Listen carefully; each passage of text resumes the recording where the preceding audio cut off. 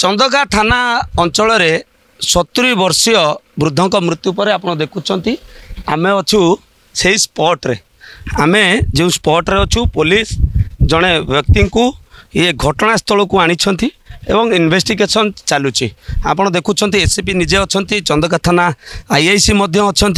बलराम देवगामकर मृत्यु पछरे मासे परे अर्थात तांकर परिवार लोकंकर कहवा कथा होची मासे धरी बलराम बलराम निखोज थिले एवं जेतेबेले परिवार लोक खोजाखोजी करथिले किंतु बलराम को पाई नथिले एवं मासे परे जेतेबेले गतकाली स्थानीय किछि युवक माने जंगल पाख जंगल को से छतु तोलिबा पाई जाइथिले सेतेबेले बलरामकर मृत जो जो तांकर जो कंकाल पड़िथिबा देखिथिले तांकर प्रथमे संदेह होइतला ये बलरामकर ना आउ कहार काहेकि संदेह होइतला जेहेतु बलराम मासे धरी मासे हेबो निखोज अछंती एवं तांकर कोनोसी पत्ता मिलु नाही सेथिपाई से माने संदेह करथिले किंतु परवर्ती समय जेतेबेले बलरामकर परिवार लोके आसिक देखी से माने बलरामकर बेकरे बंधा जाइथिबा जो माली एवं पिंधि लुंगी को देखिबा परे से माने जानिथिले जे ये होउछंती तांकर बलरामकर मृतदेह एवं जो कंकाल मिलिथिला परिशेष रे मासे तले बलराम निखोज होइथिले आपण देखुचंती वर्तमान एसीपी आईआईसी समस्ते घटनास्थल को आछिचंती जने व्यक्ति को आनिचंती एवं जहा संदेह करथिले एवं बलरामकर परिवार लोकंकर कहवा कथा थिला जेतेबेले बलरामकर जो गोटे नातुणीटी हेइथिला नातुणीकर 21 पूजा चलीथिला सेही समय रे अभियुक्त जहाकू से माने संदेह करूछंती तांकर बापा तांकर फंक्शन को आसीथिले एवं सेठी से माने अत्यधिक जो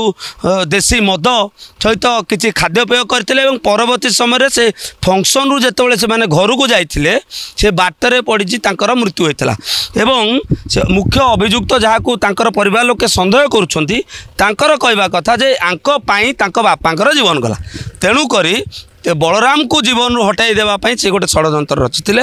एवं मासे तले जेतेबेले बलराम कौन कार्य जगह को आसीथिले एवं तांकू हत्या करा जाइथिबा कथा एबे सामना आसुछि जदियो पुलिस तरफ वर्तमान सुधा प्रेसमिट करा जाय नाही आ किछ समय अपेक्षा रही जेतेबेले प्रेसमिट हबो सेतेबेले जणा पड़िबो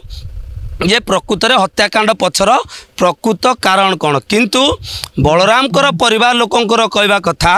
जीए तांको गाँव जो युवक को पुलिस एवं अटक रखी पचरा उचरा करुछि 21 समय तांको बापांकर सेठी मृत्यु होइथिला एवं समस्ते संदेह करुर परिवार लोक संदेह करथिले जे बलरामकर जो नातुणीटी होइछि से नातुणी को पाई तांकर जीवन जाइछि तेणुक बलराम को मारिदेवा पाई ये गोटे षड्यंत्र होइथाई पारे आपण देखुछंती घटनास्थल को वर्तमान कमिशनरेट पुलिस रो जो चंदका थाना रही चंदका थाना आईआईसी एसीपी एवं वरिष्ठ अधिकारी माने आसीछंती एवं जड़े व्यक्ति को वर्तमान विभिन्न जगह को निया जाउछि प्रथमे से जंगल को नियागला पाख जंगल को नियागला एवं सेठी मध्य बिल रही सेठी मध्य किछि समय पुलिस सेठी पचरा उचरा कला परवर्ती समय जो रास्ता देखुछंती ए रास्ता को मध्य वर्तमान किछि बाट निया जाइछि सेठी मध्य पचरा उचरा करा जाउछि प्रकृत रे किभଳି परिस्थिति रे